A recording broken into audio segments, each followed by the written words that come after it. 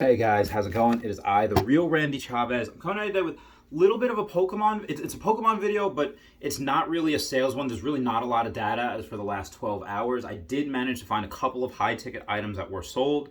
Now, one of which was, I'm going to reference a video from yesterday, which I made, which the two first edition PSA 9 Blaine's Charizards. One sold for $13.50. That's what it was listed at. That's what it sold at. One was like $17.50 or best offer. That $17.50 or best offer did sell for $13.50, and then another one sold for $13. So those are two price points right there. Again, I can't remember if one had reached that 1400 one, but this is a very good baseline that it's building, and I believe movement for the 10 will go up. That being said, we had a first edition PSA 10 Blaine's Charizard yesterday, or this morning, sell for $3,500. That is so stupid low.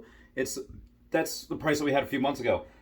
Now the reason for that, I think what happened is this person happened to take a pic, turned his phone, to get like the wide pic or whatever, and went to upload it. So the picture, two pictures, they were, like this. Like it wasn't, looking like that. You were looking.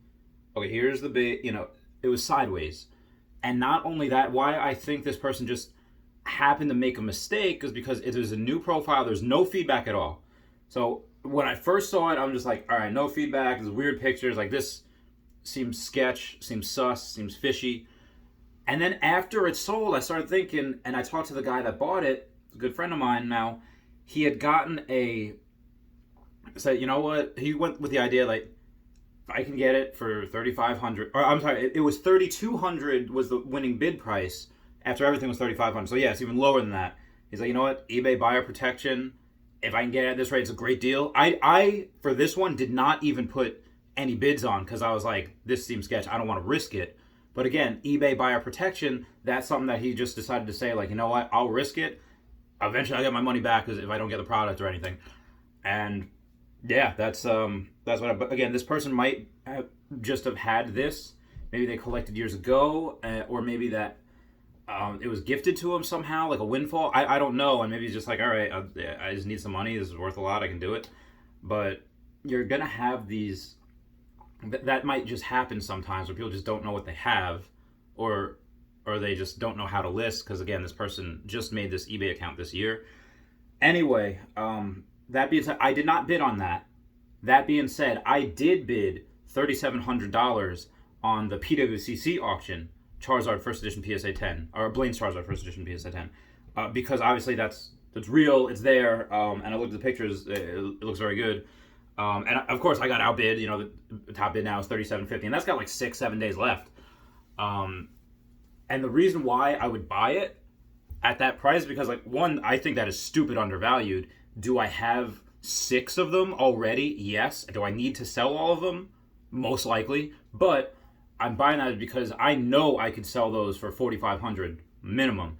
And if I can get this for $3,700, $3,800, no question. No, no question in my mind is that not a great deal.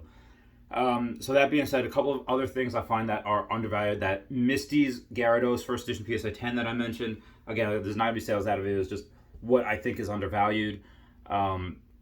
Normally, I would say Koga's Ditto because it's like $300, but because there's not a lot of hollow on them, they're very easy to grade. There's like 250 of them, at least 220 First Edition PSA 10 copies.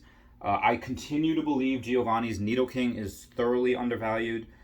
Same with Giovanni's Gyarados and everything in Neo Discovery, like Ursaring, oh my god, and Neo Rev, like Houndour. The fact that there's been an auction for the past 3 weeks, the guy has been saying, you know what, $275, that's the starting bid. The fact that nobody is bidding on that because there's like 22 First Edition PSA 10 Houndours, so we don't know what that'll go for. At least a couple $1,000s, 3-4, and this is getting less than 10. Even if you buy it for $275 times 10 is 2. Yeah, this is so stupid undervalued, that PSA 9. It's like someone trying to say like, oh hey, there's like a, they're trying to say like, I'll give you $500 for this first edition PSA 9 T17. It's like, I will buy that all day, but that just doesn't happen because the numbers haven't gotten there yet. There hasn't been a sale of the Houndour First Edition PSA 10, and that's why people don't know the value. If once they see that go for a couple $1,000s, then people, okay, all right, now then I can't get that. Not only because there's very few of them out there, and not only because that the few of them out there do not go on sale very often, but those two things in conjunction with the fact that it is very expensive, it's a four-figure item, that is what I call a trifecta of rare, does not come up very often, and is a four-figure item and above. That prices a lot of people out, believe it or not. So that that is what I'm saying. And again, right now, I am doing this all for this trophy Kangaskhan. I honestly think that even though I've already given this guy $30,000 for this trophy Kangaskhan, I have 50 grand left. I honestly do think that if I take all my collection, sell it, and just buy Tesla with it, that will yield me a better return, and I forego that $30,000. Now, I'm not going to do that because I'm not leaving $30,000 on the table. And I also believe that because there's only 12, that I'm getting this trophy Kangaskhan for a very, very, very, very good price at $80,000. There's one guy on eBay said the minimum he'll sell it for is $80,000, and the reason, again, there's 3 of them on eBay. There's a lot of supply and there's a lot of demand, but just not enough people with that capital yet. There's going to be, and again, once the cross collectors, like you have your Gary V's and SM Pratts that say like there are multiple millionaires in this hobby, but they only know about like Charizard base set. Not many of them know about the trophy cards. If they do, they're looking at Trophy Pika or SSB or the Illustrator. And this is the next one. This is like, all right, so we got the Illustrator, you got the trophies, which I'm going to, put as just one in general. Then you have the SSB, and then, dude, it's this. It is this. This is number 4, in my opinion, as far as top trophy card is concerned. So top of the mountain, like, a lot of people think, like, hey, you know what? What you're doing with your businesses is great, but, unless you're like a, Gary Vee, or unless you're like someone that makes, $1 million a year, you're not really like a big business owner. And that is the wrong mentality, because you could be very, very happy. You don't even need to own a business to be happy. You can just be a coder for Tesla. You could be a coder for Facebook. And, the number 100 person at Facebook, like away from the top, like 100 people down, is making more money than most. Is making more money than me, more money than most of the people in this hobby.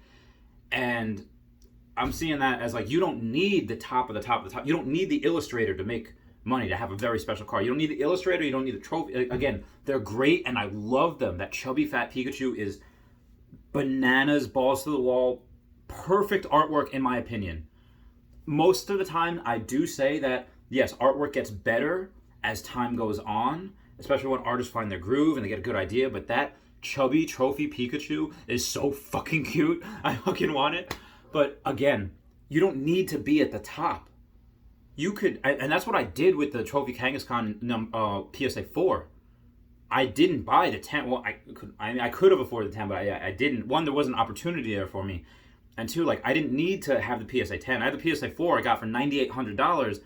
That was valued at $25,000 7 months later. So, why I'm getting this at this price, again, I value that Trophy Kangaskhan. Even though someone said they would sell it for 80 again, I still value it at 90 to 100 right now, because I see the writing on the wall. I did it with Tesla. I see it with this. I see the fact that there's only 12 of these in PSA 10. Yes, there's 43 in the Pop Report.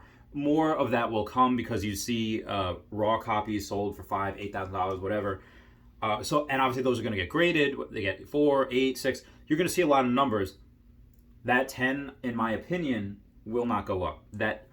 When I say 10, I mean the population report of the PSA 10 will not go up. The price is going to go up exponentially, and I fully believe I am being conservative at the fact that I think that by 2030, a Trophy Kangaskhan PSA 10 will get minimum $250,000 US, $250,000 US dollars.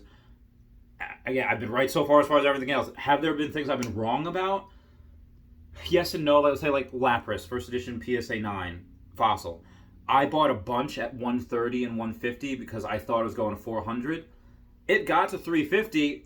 It's a little bit of a downtrend. I think like you could probably get one for like $200 now. Am I still right in the fact that I bought it kind of at a low point where it goes higher? Yes, but it did not go where I thought it would. So again, I have been wrong in the past, but this is the type of thing that there's so few of them out there. Like, it's, again, in stocks, when there's a lot more buyers than there are sellers, the price goes up. And with this, there's going to be, as people continue, not forget the millionaires, forget the cross collectors that are in this hobby that don't know about it yet. There's going to be people like me. I'm 29. Most people in this career field or in this hobby, I would say, are between 25 and 35 years old. They have not hit their peak money making in their career yet. And there's a lot of people, especially younger people, that have been making a lot of money because they have options. It's not like when our parents were young and that they had to do the safe thing because, all right, you either get to learn trade or you go to college and whatever. No, people now can take risks. People now can, like me, I put my back against the wall for everything. I make sure there's next to no money in my account because that's when I work best. And people can go online with the internet and take just art. They could take drawings and something that doesn't cost them as much, just time, and they could sell it. They could take there's a group in Long Island called like Long Island Rock Group where they take rocks and they like color them and decorate them and stuff, and they trade with it, and it's like, what the fuck. And I'm sure a bunch of those people sell them too. It's crazy how much extra money you could make with just going to garage sales, buying something for $5, flipping it for 20, and just doing that over and over and over. If I had more time, believe me, I would do that. All right, guys, I gotta go. It's 12 minutes right now. I have so much to do today. I love you all. I'll talk to you later. Bye.